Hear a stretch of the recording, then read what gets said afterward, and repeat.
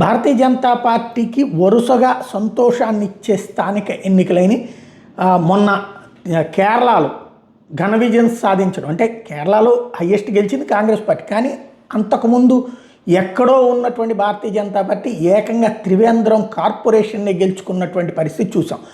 దాని తర్వాత చూస్తే ఇప్పుడు ఈటానగర్ మున్సిపల్ కార్పొరేషన్ ఎన్నికలు భారతీయ జనతా పార్టీ 14 స్థానాల్లో గెలుపొందితే కాంగ్రెస్ పార్టీకి అక్కడ మిగిలింది. ఈశాన్య రాష్ట్రాలంటే ఒకప్పుడు తమకి కొట్టిన పిండి తమకు మించిన వాళ్ళు లేరు అన్నటువంటి స్టేజ్ నుంచి ఇప్పుడు అక్కడ కాంగ్రెస్ పార్టీ ఉనికికే సవాల్ అయినటువంటి పరిస్థితి అయిపోయింది.